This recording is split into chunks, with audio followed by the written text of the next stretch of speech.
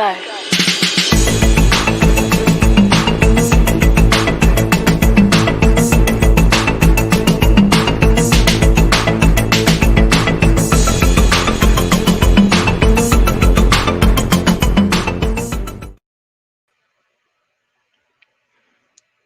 Hi, everybody. Welcome again to Writer Mother Monster. This is the second episode with Blair Hurley.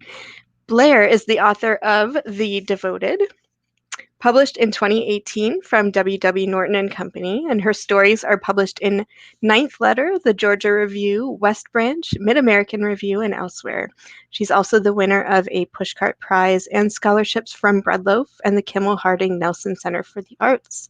She received her AB from Princeton University and her MFA from NYU, and she lives in Canada near Toronto with her husband and daughter. So welcome, Blair. Thanks so much for having me. Great to see you, Laura. You too, Blair. Now, we met probably 5 years ago now at Breadloaf before either of us were parents or had published books. Yeah. That's right. So it's great to meet here in this virtual space as both writers and mothers. So to start, can you tell us who lives in your house? Yeah, absolutely. You know, I will say that it's funny. I'm such a new mother still that the title is still something that I'm getting used to, but I live in a suburb of Toronto with my husband and our 7-month-old baby girl and a couple of cats as well.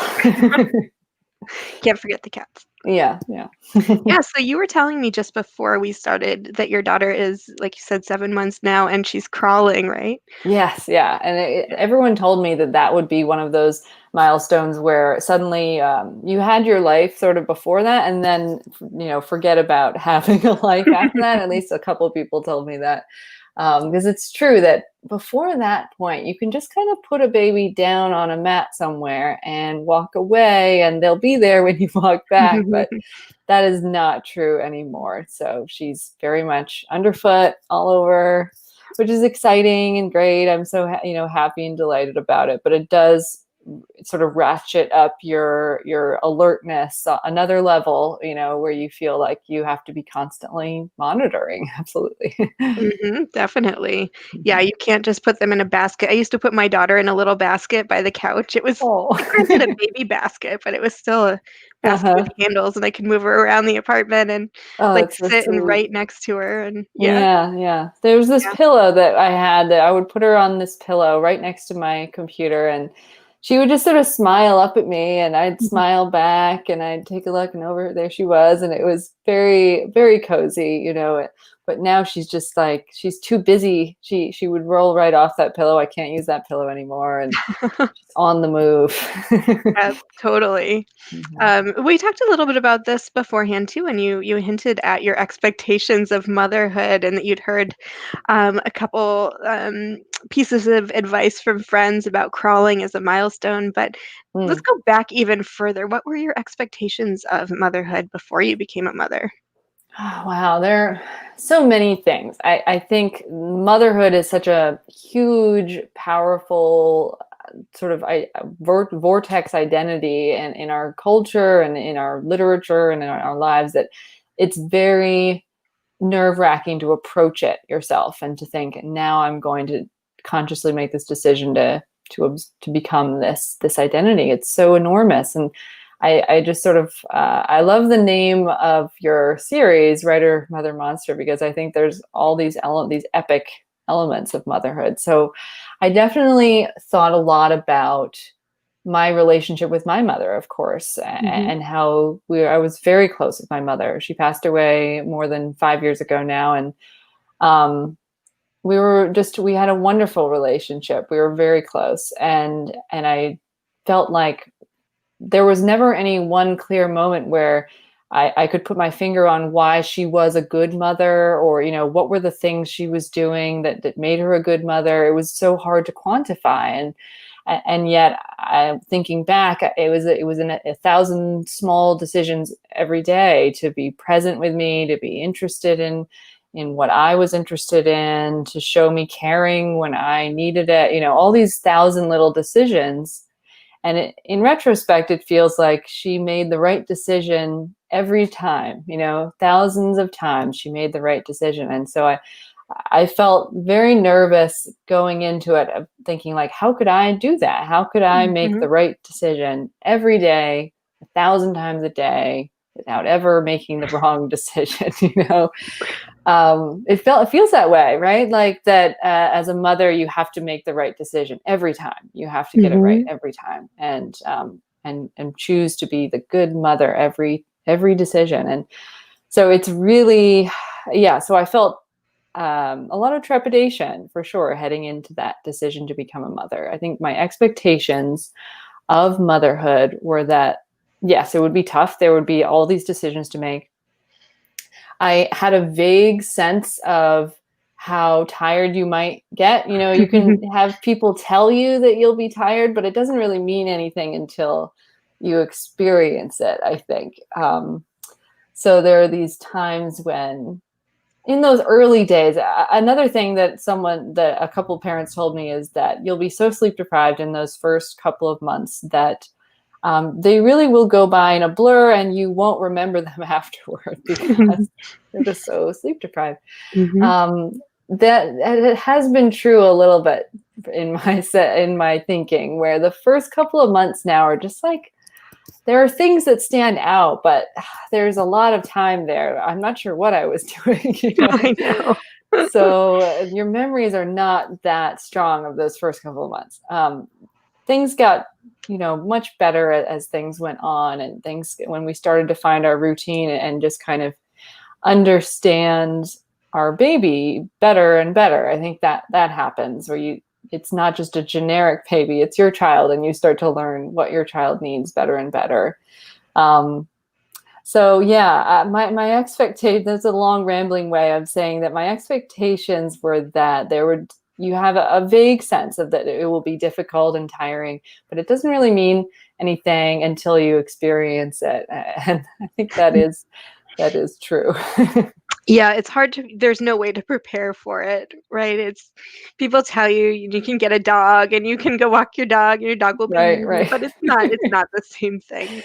It's just not. It's not. And that's okay, because you're also learning every day, and you get a little bit better every day, I think. That doesn't mean that you don't have bad days, but you learn more and more about what to do right each day. So there is there's a learning curve, and you start to understand better and better with each day, so that you feel more in control as well. I think the other thing I felt in the first month or so in particular was just how just sort of out of control.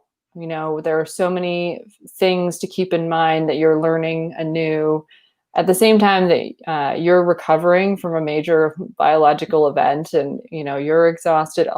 It seems particularly cruel to me that you'd have to learn how to care for an infant at exactly the time that you've been injured in a way physically, and you have to recover at that time. And the fact that it all happens at once, it's a tough time for sure.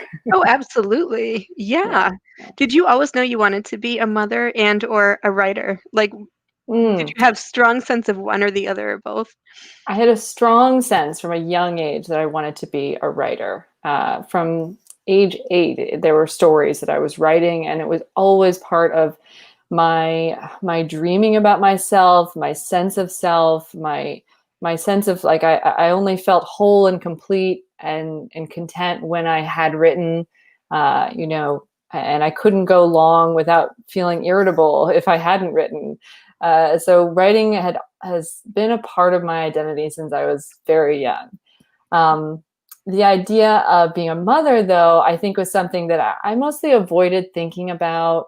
I mostly, as a young person, I didn't always know that I wanted to be a mother. It was something that was very much a question mark, and I was open to what the adult version of me might want for herself. And there's also this feeling, I think, where if you want it too early, particularly if you've been raised a certain way, and I would say I had a very liberal feminist upbringing, the focus there is to value your career and your ambitions, and to put motherhood aside, or there may even be something like it's sometimes looked down upon if that's your only ambition, to be a Mhm. mother. um, and I think that's a conflict that's unfortunate sometimes, the idea that a feminist person can't want to be a mother and see this as a self a value, an act full of value and meaning, and you can be a feminist parent. That's something that I absolutely want and wanted for my vision of parenthood. um, but I didn't know how to do it. When I thought about it as a young woman in my teens and my 20s, I thought the focus should be entirely my career and not really think too hard about parenthood, because that's somehow I got the impression that that wasn't feminist in some way, just to want to long to be a mother or something like that. Isn't And that interesting? Yeah. yeah, Yeah. yeah, I wonder, do you know what I mean? Have you had that impression, if you think back to the messages that we received, well-meaning messages about encouraging girls to have a focus on careers and valuing career? And I don't think there was a lot of talk about, oh, and when you're a mother, you'll feel this way or anything. I think. Yeah. No, I think you're right. And I wonder how much of that is a response to the generation before us, to our mother's generation, where they were encouraged to get married and become mothers. And that was um, Hmm. the identity that they grew up believing was theirs to inherit. And so, in pushing back against that, a whole generation Mm, of women who said, we can focus on our careers, we can be empowered to be feminists and to yeah. want something more than domesticity. Maybe it went a little too far, toward. Yeah. I think that there should be a way. It's unfortunate to put these two things in conflict with each other, Mhm, and that sort of having it all, myth and idea. Um, it makes the idea that one problem I have with that myth, is the idea that these are two things, and that you have to do this plus this, mhm. motherhood plus career, and somehow add them onto your life.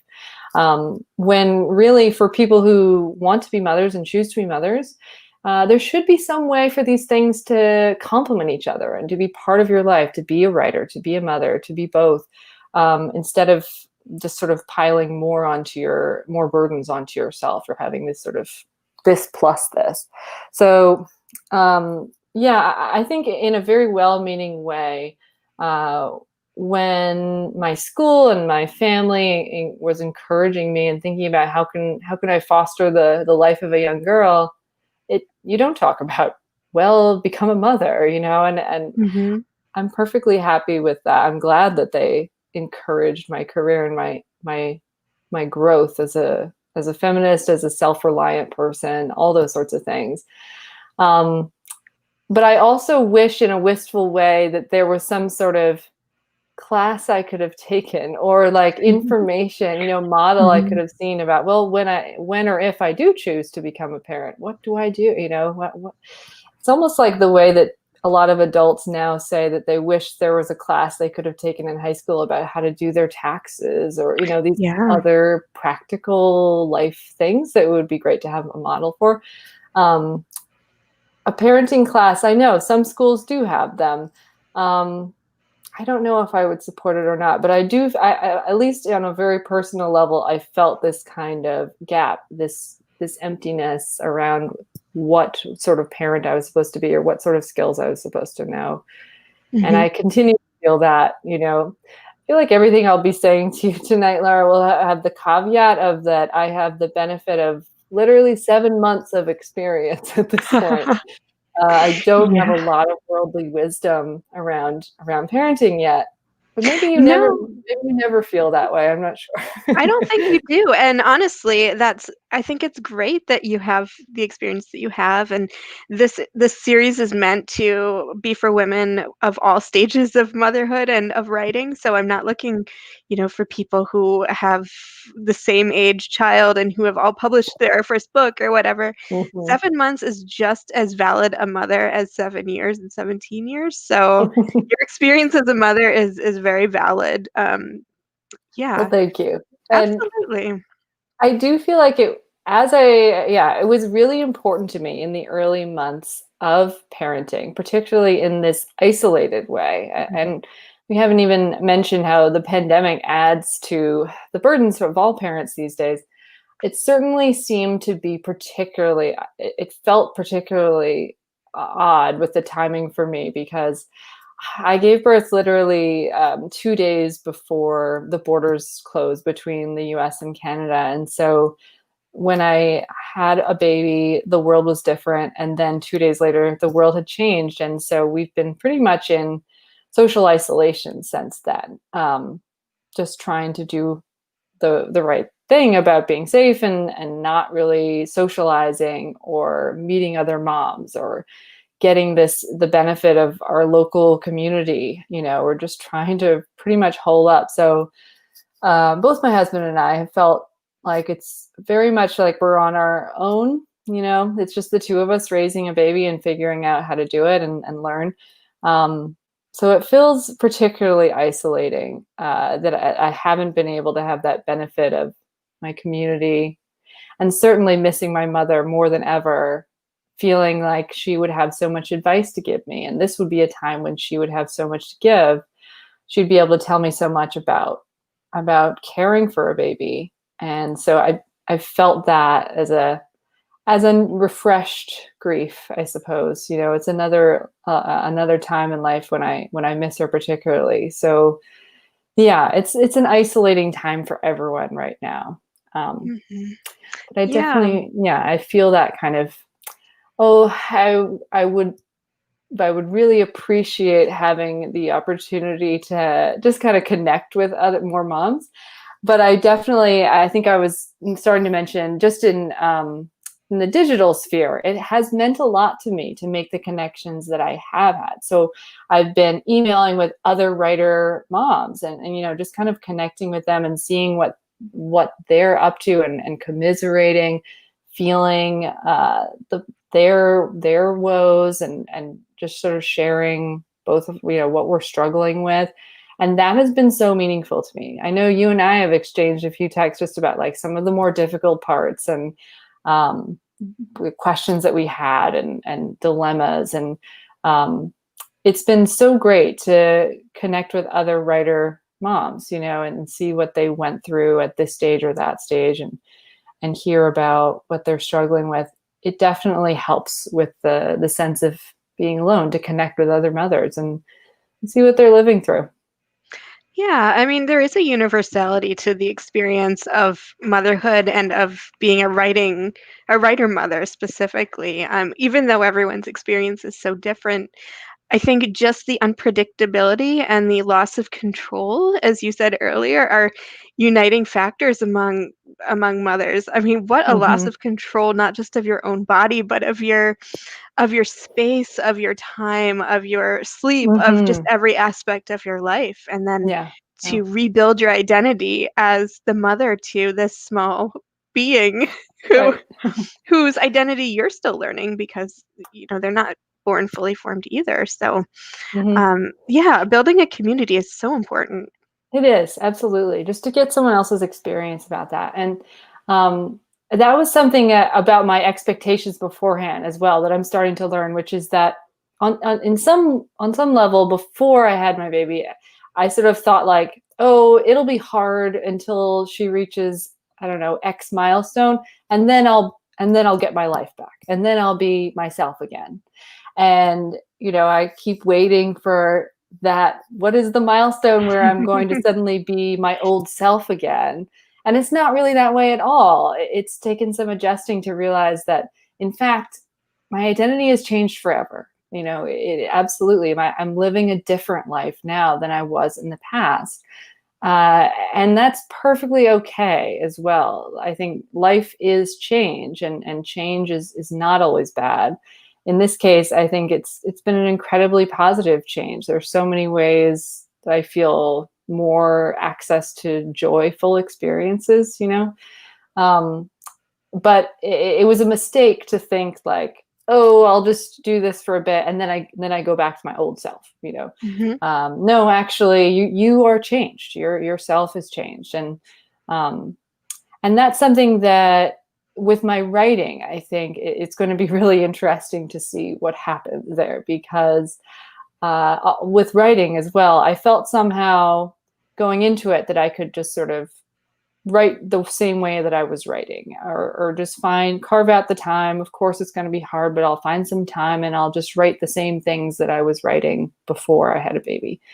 But now I realize that no, again, if I'm a different person now, my identity has changed. I'm going to be writing different things. I'm going to be concerned about different things. I'm going to be feeling different ways. And again, that's not a bad thing. In fact, it probably will enrich my writing in ways that I have yet to see, that I'm anticipating. Um, there is this funny way that I definitely feel like in my writing, I'm a little bit wary about being prone to sentimentality. It's something that I'm really concerned about right now, because sure, there's a lot of hormonal shifts that occur, particularly in those first few months. Um, and yes, I was crying at commercials. I was feeling these waves of emotion about things that before I could keep a very dry, ironic distance from. Or now, if there's a movie where a child is in danger or a child is hurt, I can barely take it, Mm-hmm. and it is amazing to me to see how my emotions have changed in that way. Um, Things leveled out and it got better, but I also feel that there's some aspect of it that's a permanent change too, where I can feel a deeper sense of concern, and it might be that I'm more prone to sentimentality. I'm not sure. I'll have to watch out for that in my writing. I don't know. What do So you think? Yeah, go yeah, no, ahead. this is great. So sentimentality is something I've heard of other mother writers talk about, and Hmm. I think particularly as women, we're conscious of sentimentality as being a negative in writing, Mm, right? Like you don't want to write prose that is purple or that is too emotional, because then it's not literary. It becomes something different. Uh, and yes, as mothers, I feel the same way you do, where a story with a child in danger is hard to take, and that tendency when you're writing on certain topics and subjects to veer into sentimentality. What's mm. wrong with sentimentality, do you think, as a writer? Yeah, I've tried to make more of a distinction in my mind between what we generally call sentimentality and then something else that might just be sentiment. And I do think it is a useful distinction to make, because yes, there is a problem with excessive sentimentality in writing. I do think it's so. And if I had to define it, I suppose it would be a kind of a heaping on of emotion, that is kind of instructing the reader to feel terrible or tragic, in a sort of manipulative way. Mhm. Um, Whereas sentiment is just strong feeling of any sort, and I want my readers to feel strongly about things. I want my readers to experience strong feelings, so I don't want to be afraid of that. Um, and in fact, I started feeling I was reading a bunch of short stories in various very, prestigious literary magazines. And every now and then I feel a little bit impatient with the kinds of stories that I see there that are so ironically detached or bleakly, showing sad people doing depraved things for no discernible reason. Um, and I realized that no, these may be the stories that often get praise. I'm not always I'm not always sold by them. I actually do want to feel strongly about things, and I want to have an emotional experience when I'm reading. I don't want to just feel detachment Mhm. or disdain or contempt for feeling. So I absolutely want to feel those things. I do think restraint is powerful, and it can be easy to go over the top with manipulating the reader, perhaps with lavish displays. Really, you want the reader to feel it. You don't want to have to grab them and shape them and say you have to feel this. So, in a craft way, restraint I think is still important. But overall, I do feel like I want my reader to feel something strongly, and I don't want to be ashamed of that either. Mhm. So yes, I do think women writers and maybe mother writers in particular have this kind of they can be denigrated in some way or just looked down on a little bit if they're willing to show emotion. Um, and it's a shame. I think it's a shame, and I disagree. I disagree because I I do think, too. yeah, writing and realistic writing is about showing emotion, being willing to make a reader feel something. Um, but yeah, there is a sort of perception that if you do it from the perspective of motherhood, um, there's something inherently sentimental about it.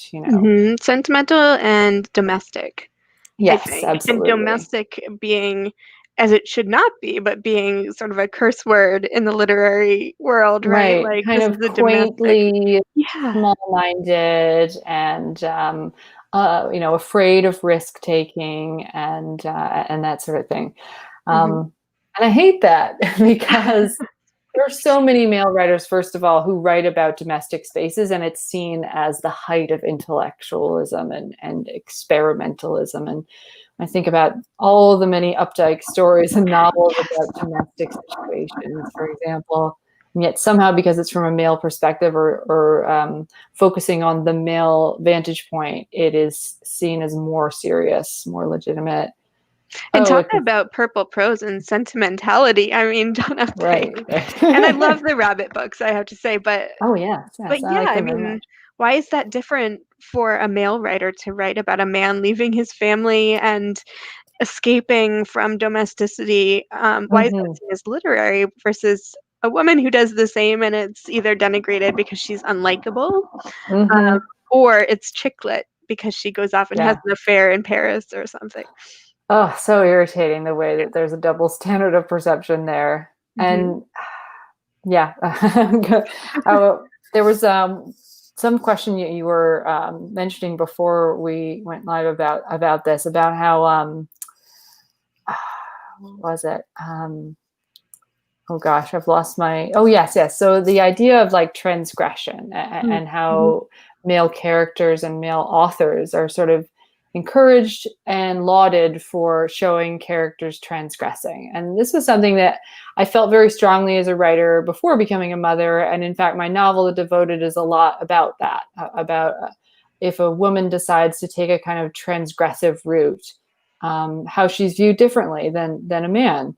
mhm, Um, so in that case, it's a character running away from home and going on her own kind of spiritual experience and an adventure. Um, and I think the sort of moral judgment that would be passed on her if she were a mother would be exponentially harsher if she decided to do something transgressive like that, to leave a mhm. child even temporarily just to get away or to somehow not be thinking about her child at all times in all moments in her entire sphere, would be seen as moral judgment would be passed on a character like that. Mhm. She'd be a bad mom and an unlikable woman, right? Yeah, absolutely, absolutely. So that's something that I think I'll probably always be fascinated with as an idea as a writer, and I'll probably write about it. And I'm only just beginning to learn more that how higher the stakes are as for a character who's a mother and who's interested in transgressing in some way and breaking out of norms, how the stakes are so high for a female character who has a child. Yeah, in the same way that I feel like, for example, a thriller, the stakes become much higher if it's a child who's held captive or Yeah. kidnapped or something than if they're kidnapping like a teen guy, something Right. about the vulnerability of or the perceived vulnerability of that character and the transgression of the vulnerability. Yeah, Yeah. absolutely. There's a feeling of, and that, of course, I think is wrapped up in a lot of sexist ideas about the purity of girls and how it's important to preserve the purity of girls and how their innocence is something that needs to be preserved. And I find all of that deeply problematic and often angering. We both have daughters, and maybe this is something you've started thinking about or are already thinking about. I wonder, once I found out I was having a girl, all these thoughts swirled through my mind, about how can I be a good parent to a girl in particular, because there's so many pitfalls, so many ways that she's going to learn to devalue herself or to see herself as, as vulnerable to corruption, or all these sort of really repugnant ideas that are out there around girls and women. So yeah, I think one funny thing that I remember about my parents' views about parenting, this was maybe one of the more unusual things that they felt strongly about, which was that they didn't want their kids, and I have a sister as well, to grow up thinking that the world was a malevolent and scary place. Mm. And there were all these classes that, like stranger danger lessons that kids would be taught, excuse me, in the 80s and stuff. And in fact, my parents refused to sign the permission slip and took us out of school for the day that was the stranger danger day. They felt that strongly about it. Yeah. Which I think is really interesting, because among all the things they could have, that was their hill to die on. They decided this was really important to them, that they didn't want their kids to get the impression that the world is a scary place, that you should be afraid of everything and everyone, that you should feel anxiety about this. Of course, we all have read various statistics about how we're probably living in one of the safest times that humans have ever lived. Crime has been on the decline for a long time, and that's a wonderful thing. And yet there's this perception of the world as an increasingly dangerous and malevolent place. There are In all ways sorts. that are not as visible, right? Yeah, Like with yeah, online. Yeah. absolutely. Um, and it's a really funny balance to have to strike, of course, as a parent today, where, like, of course, these are the dangers are real. There are ways in which we have to teach our children to be safe, to protect themselves, to know about the dangers that exist. And yet, my parents decided that was one thing that they didn't want us to feel overall, at least. I mean, they taught us things about being safe, but they didn't want us to just leave with the impression that the world was a malevolent place. And I think that was interesting. It's just sort of something that I could point at as like a definitive parenting decision that my parents made. And it's something that I think about, like, what balance would I want to strike with my child? What kind of perception do I want her to have about the world? And so there are ways in which, as a girl, I know she's uniquely vulnerable to some dangers that she wouldn't have to think about if she were a boy. Um, and yet at the same time, I also don't want her to feel fearful of the world. Um, so it's a difficult balance to strike, I think, that the Yeah. parents of daughters perhaps are thinking about in particular.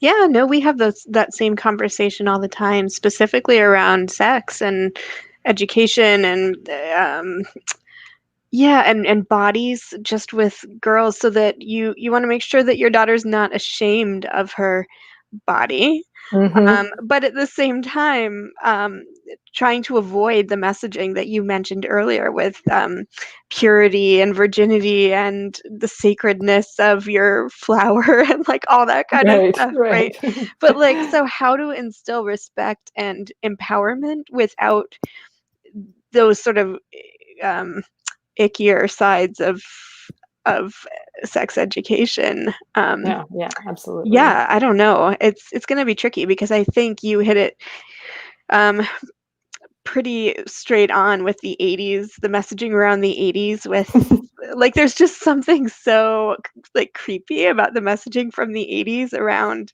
sex Yeah. and drugs and stranger danger and all of the like the after And school there's special all those quality. things. Yeah. Mhm. There was like, maybe it was one of the first generations where people were talking frankly about dangers when before they were unspoken. And in some ways that may have been a positive improvement to talk about some of these things explicitly. Um, but there are also ways in which they, I think, got it wrong, and so, you know, I think one thing that made a big impression on me was when I learned about the way that they've changed the character of, I think it's Mr. Snuffleupagus on Sesame Street. Did you hear Really? about this? No. Well, in the old days, in a previous generation, Snuffleupagus was like invisible to adults, and only children could see him on the show. And then they decided to change this after consulting with a lot of child psychologists and experts, because the danger of that narrative, the experts believed, was that it was a case of where the children are always trying to tell the adults that they can see something happening and the adults don't believe them. So it's a kind of ominous sign. So if a child is, for example, being abused or something, and then they're learning the lesson with this particular story unintentionally, that if they tell adults, they won't be believed. Mhm. Um, so it seemed like such a harmless thing, but I can see how that might have the unintended consequence of teaching children that their stories don't matter and that they won't be believed if they tell an adult something. So it was interesting when I learned that. And at least what I've taken from that is the importance of really respecting the inner life of a child and believing a child, being willing to value their story. And if they tell you something, to listen, I think There's that's, a lot, yeah. No, there's a lot to unpack here with like storytelling and characters and the power of characters in childhood um and the way that adults can write for and to children. But just to go back to your own daughter and your writing, um, obviously she's too young to read your book right now, or a your little young, a a little little young. young. But thinking about your daughter when she's maybe 15, 16, and then older, maybe when if she's a mother herself, what would you want her to read into your work, whether it's the devoted or, work that you'll write from here on out? What are Good you thinking question. about? Um, my first thought is that it's something I really hope for my daughter to be a reader, to love reading and to have books as a great source of joy or comfort or stimulation or challenge in her life, no matter what path she chooses in life. I think that being a reader is such a valuable part of having a meaningful life. It means so much to me. So I'm hopeful that I'm able to foster that spirit, And in fact, I'll just say my side note is that I'm wildly excited about today. Of course, we read lots of books with her every day, little board books and everything. And she started turning the pages herself, And so she figured out the system, how it works now. And so when I'm done reading a page, she'll turn the page. So I'm just very proud of that right now. But side note, yeah, back to when she's 15, 16. Oh, it's so hard to imagine. But what I think is that, first of all, I think it's perfectly healthy and normal for a child to be like totally uninterested in the private lives of their parents and to be a little bit mortified by it and to just be totally detached from it. And I'm perfectly okay with that. I won't be insulted or hurt if I'm like, read my book, and she's like, no, I'll be Mom. fine with that. Totally fine with that, because I think it's perfectly fine for kids to lead their own lives and to have little to no interest in the private lives of their parents.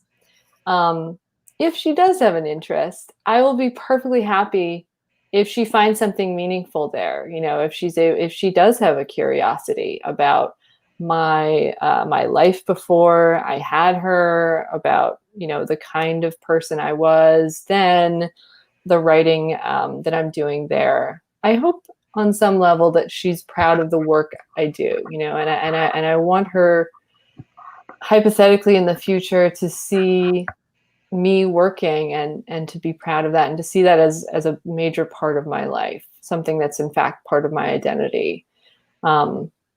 So that's what I would hope for, I suppose. I would be perfectly fine if she is embarrassed by the deep feelings that are in there or anything like that.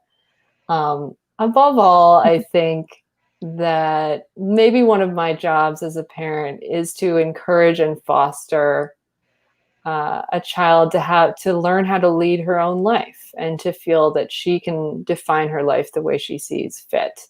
Um, and I won't be insulted if she's not that interested in my life in a way. Yeah. No, that makes a lot of sense as long as she feels fulfilled in her life. Um, did you wonder about your own mother's private life? Like what did you see her doing? Did she read a lot? Was she a writer? Tell us about her. Yeah, absolutely. She was a writer, which is something that I feel very proud of, and that is something that is a great, strong connection that we shared. So she wrote a number of short stories that were published in small magazines, actually. She always had this interest in writing. So she never published a full-length book, but she always enjoyed writing, and got a few pieces published. And she was a lifelong avid reader as well. So my love of reading definitely came from her, and we would share books and read to each other and talk about books. And I would rush to her with my little written up story, and have her edit it. And she was strict as well. Like, she had high standards. So even if I was 9 or 10, she would like mark it all up and say like, oh, too many commas here. This metaphor is not working. She would give me real feedback, and I would run to the computer and like try to implement the changes and then rush back with another version, and so yeah, we shared this love of reading and writing that is one of my fondest memories of our bond. Um, she had really interesting interests, I would say.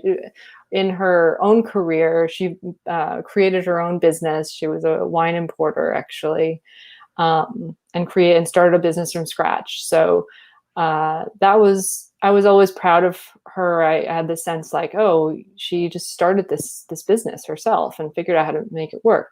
It also enabled her to work from home. So that meant that she was always there. We had a variety of babysitters and stuff, but it was pretty much like I never had to go to long daycare or be away from her for long periods, because she was always able to work from home. So I felt, even as a kid, I realized that was kind of a rare opportunity that I feel like more mothers who would like to have that should have that opportunity to have that flexibility, because if it is what you prefer, it was really wonderful. Mhm. Um, so yeah, we had this close bond, absolutely, and we were able to share a lot of time together, um, and she had relatively flexible opportunities to do that along with her career. So that's something that I hope to have, and I'm keeping in mind with my own career and parenting balance as well. Yes, I want to get into that deeper in a second, because I wanted to ask you earlier on about the work that you do outside of your creative writing, and you do have other jobs. But Mhm. first, I just want to remind viewers, and there are a few of you out there, so thank you so much for joining us, to please ask questions. You can post questions and comments. We'll see them come in. And we do have a question here from Brittany, for you, Blair. And this goes back to our conversation about sentiment and sentimentality. Whether you could tell us which female authors you feel do an elegant job of navigating the balance of sentiment and story. Great question. Um, I think writers, I love a woman writer who's willing to engage with a little bit of like cruelty, like if there's a thin edge between warm tenderness and cruelty or viciousness. So I actually think Alice Munro does a great job of this. And on the surface, she sometimes is is portrayed as a quiet domestic writer. Again, that perception of women writers as being like quiet little writers or something. But she's a writer of actually a lot of ferocity, I think. And there are these incredibly devastating moments in a great climax of her story where we'll suddenly realize that a scene that we thought meant one thing is turning on its head, and in fact something else is happening here. And she's so great. It's sort of like on a knife edge element of perception between who's being cruel and who's being kind, or who's acting in order to protect someone else. Perhaps there are these great sort of ferocious turns in her stories. So yeah, I love Alice Munro so much. I would say other writers who do this well. I think this is not a female author, but I'll put him in there anyway. I grew up loving John Steinbeck, and I think he often gets sort of a bad rap where he's seen as a somewhat sentimental writer. He's willing to engage with like big sweeps of emotion in his writing and show suffering on the page and show how painful, situations are. And he sometimes is looked down upon for that very reason, I think. But I think he does it very powerfully and well. And I am willing to engage with that sort of that powerful sweep of emotion, the feeling that sometimes life does exist on an epic scope. So yeah, I'm a Steinbeck fan. I'm just looking up at my bookshelf because there's a writer that I really enjoyed that I only discovered a couple years ago, Ruth Ozeki. And her book, A Tale for the Time Being, was one of my favorites of the past 5 years. And this is one where I got a lot of attention when it came out. It's about a diary that washes up on the shores of California, and this woman is living alone. And it's a diary that has come all the way from Japan after the tsunami. And so this woman is reading the diary of a young Japanese girl. And bit by bit, we learn about the girl's life, and we're also learning about the Californian woman's life in alternating chapters. And we see how they're kind of reaching this amazing connection across time and across an ocean, and the ways that they connect with each other. I think it's truly a beautiful book. I just loved it so much. And the feeling of like the teenage girl, she's in a really terrible situation and she's being bullied at school and is quite miserable. And the book is willing to engage with sort of teenage girl misery, which maybe is seen as sentimental. But I was moved by it. I was totally moved by this girl who felt totally trapped in her situation and couldn't see a way out. I couldn't see a way to happiness in her current situation. And yeah, you just mentioned some great both writers and female characters, and that leads into another great question from Brittany. Brittany, I think I'm going to invite you on here to ask some questions. So talk about how having a daughter has changed how you write or plan to write female characters. Oh, good question.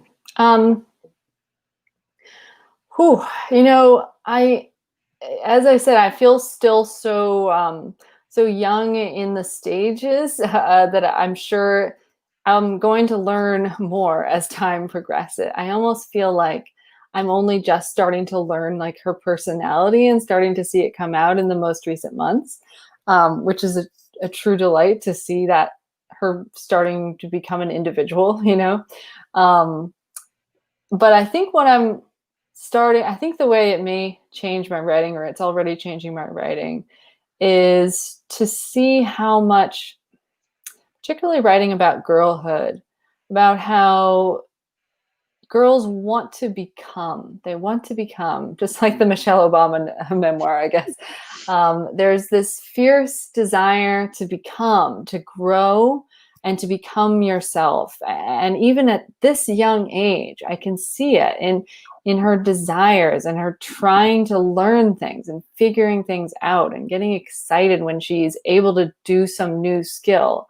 And I see it as this powerful like desire to become, that I find deeply moving to witness. And I feel kind of honored to witness this growth. So I think when I'm writing characters, I want to try to capture that desire and that process of becoming in a way that no character is truly static. If I'm doing a good job and if I'm making a character feel really human, I think nobody is static. They're always wanting things and wanting to become something else and wanting to grow and to be a better version of themselves, or to escape, or to transform. Everyone wants to become, and when girls are wanting to become, it's seen as a dangerous thing. I think there's something dangerous about a girl who wants something for herself and who wants to transform. And so I hope to write characters that have that ferocity of desire, and also I'll have to engage with the danger and the risk of that as well. That's fabulous. What a great answer. And I want to read those stories immediately. So I'll work on it. yeah, work on it. We'll get to that in a second, the making time for writing as a writing mom. But something I love, Blair, about this conversation is that you've touched so often on the joy of motherhood and of thinking about writing from a mother's perspective. And I think we often lean into how hard it is to write as a writer mom, but it's also such a joyful and powerful honor, I guess, right? Mm-hmm. To learn from this little person and then imbue our writing with the lessons that we're taking from this shift in identity. So thank you for talking about the joyful parts. That's so valuable and so empowering. Yeah, I do want to give that impression, because it is an amazingly joyful experience, and as you said, it's an honor for anyone who decides to make this choice. It's an incredible it's an incredible experience. I will say as well that another thing I didn't expect, when people talk about how hard it is to make time for your writing, which I do feel powerfully, somehow what I thought that would take the shape of was that I thought it would be like I would feel resentment and I would feel like I was a prisoner and I wouldn't be able to work and I would just feel horrible about it. But actually, it's almost more insidious than that, because it's that I'm too busy feeling happy and joyful to be with my baby, actually. I And know. that's why the work's not getting done. It's not because my child is a tyrant or a jailkeeper. It's that I want to be with her, and I want to spend that time with her, and I'm happy to spend that time with her. So it's my own problem. I'm the jailer. I'm the one who's keeping myself from writing. It's so funny. I did not expect that at all, but it is like the happy aspects of parenting that are actually the ones that are preventing me from being productive right now. That's fascinating and so well said. And it's something Amy Shern and I talked about last episode. Hmm. Um, that before I became a mother, my husband was very adamant that I make time. He said, I will do whatever I need to do to give you the time. And I was lucky to have that support. But then, like you, when my daughter was born, I was like, well, I just want to play with her, or I want stare to at spend her. I time. don't Yeah, want to like. absolutely. Yeah. Yeah, and writing does demand that isolation. I mean, we can talk about different strategies, whether you write for 5 minutes or 5 hours or every day or whatever. But the thing that is pretty similar across the board, I think, is that it does take that focus, whether it's for the 5 minutes or 5 hours, and that means your focus is not elsewhere. Yeah. And that is very difficult when you have something so something so enticing. Yeah, to it's direct your focus. incredibly enticing. Yeah. And I do think that sort of deep focus, that sort of unfettered focus is really essential for writing well and to diving into those creative ideas and learn and being willing to innovate, and it's a constant struggle. So that, and one I haven't even mentioned at all, but something that I think is important about this is that I feel very grateful to be in a partnership as well. Mhm. I'm in awe of parents who are doing this solo, because I can't even fully understand how one would do it, because absolutely I have an equal partnership with my husband, and that means that when she's taking care of her, and it's not like he's helping either, which I hate when they say dads are Yes. helping or something. Mhm. No, they're raising their children as well. Um, then I can feel fully at ease that, she's with her father, and it's going to be okay. And so I feel that's an essential part of the equation. Um, but it's true that, like, it's so enticing just to sort of to think about, and to, whether it's worrying about or thinking happily about your child, it's just such a draw. So my husband and I have now sort of devised a system, because we both need time. We both agreed for like deep work, where we don't have to think for a couple hours or something about baby. So we have a system now where, like, one day a week we each have a day where we're the primary parent, and we just, like, take as much on as we can, and then give the other partner the chance to just work in an unbothered way. And it seems like a great idea, and it has helped a lot. But the first day that was my day, honestly, I just spent the time looking at videos of the baby. I just couldn't get back into it. I was like, I was still in parent mode. I was just missing her, even though she was in the same house. It was just outside my office. It's ridiculous. I can see how ridiculous it is. But it takes, you know, a concerted effort to re-find that place, that quiet place that I think is essential for good writing. And yeah, everyone has to find their own system for it, their own schedule. But if you're only sort of trying to write in little bits while feeding the baby or something, I don't think you'll be able to arrive at the bolder and deeper and darker ideas that you want to arrive at. So I do think it's important to have those kind of unfettered time periods, however you manage it, to find it somehow in your schedule, and to do your best to honor that time period and only focus on the writing during that time. Yeah, I'll say two things. One is that you mentioned those little chunks of time where your attention is divided, and that it's impossible, and I agree with you, to get really deep into a story or that mental space you need. Those are the times I've filled with other tasks that are writing related. Mm-hmm, mm-hmm. So I remember, and I've said this before, but when I was commuting, I would dictate to myself. And then when I got home and my husband was feeding my daughter, I could sit with them at the table, but clean up the transcription that, Nice. Uh-huh. yeah, so I would dictate, have an app transcribe it, and then I would clean it up. And that only took like half of my brain, Right, cleaning up right. sentences while I was there with my family. And then when I had that time to really sit and go deeper, that was the time when I would look at what I had on the page and really devote myself to making it, to going deeper with it, and making it writing, as Yeah. opposed to just a stream of consciousness. Um, I think that's so smart and important, because it's true. yeah. There are all sorts of phases of writing or writing work that needs to be done that doesn't require that Mhm. deepest of focus. Even when, like, a task for me, like, that's like that, I still write a lot of my drafts by hand first. But then there's the phase of just typing it up, Yeah. so that I can do with a very divided mind. I can get that done. So yeah, it's only really those first drafts a lot of the time that I feel I need to get into that quiet place. And sometimes when I'm doing a major revision as well, I Mhm. think I need really my most creative powers. I need to call into play when I'm doing a big revision. I'm having to really think about, how can I radically make this piece better that I really need quiet.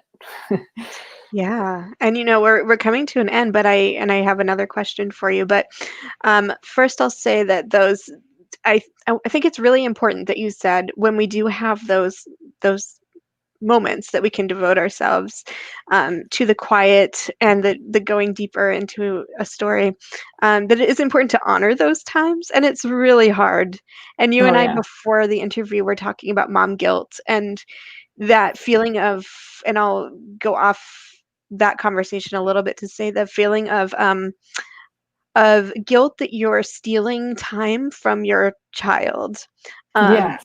Mm. yeah, or that you are missing out on something, or that you're being selfish, and that's really a woman's perspective too. I think that, like, to ask for something for yourself or to demand something for yourself is selfish, but Hmm. really it's necessary, and this is our vocation. This is what Yeah, to, it's yeah. such a powerful and tempting draw to feel that it's a kind of plus or minus, where anytime you take something for yourself, you're taking it away from your child, and that can be heartbreaking. And I think a lot of women feel that, and it's so unfortunate because I think it's an illusion. I wish our society existed in a way. There are so many ways. I mean, this isn't a political discussion, but there's so many ways that I wish our society was, set up to support parents better. Mhm. But on a personal, emotional level, I do think it's so important for women to feel okay about valuing their work and valuing themselves. And ultimately, I do think it's important for their children to see that as well. And it's better for the child to see a mother valuing herself and valuing her work. When I think back to my own childhood, I was a very kind of introspective, introverted child who just liked being off with my book or imagining stories with my toys. And I think it was so valuable and precious that my mother and my father just let me have that time to be off in my head and to explore and to be alone, to figure out things on my own. And it's those private moments that were moments when I grew as a child and as a person, I think. So I'm trying to remember that as best as I can right now, that it's actually good for my child to allow her those private spaces to grow and to figure out things. And even just in these few months, I can see how it usually is like the moment that I take a little bit of a step back that she's able to learn a new skill, Mhm. um, whether it's like holding her sippy cup or something. Even with that silly example, was like I kept trying to guide her hands and guide her hands. And finally I was like, you figure it out. And then she did it, she did it without me forcing her to do it.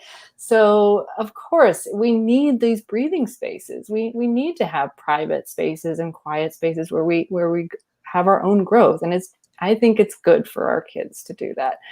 So I try to remind myself of that as well, that it's okay. And in fact, might even be better for our children to have these spaces of their own while the parents do the things that they need to do as well. Exactly.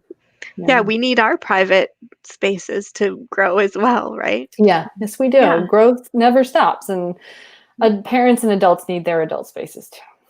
absolutely. And you answered the other question I had right there. So, so Blair, thank you so much again for joining us. I'm going to hold up your book one more time.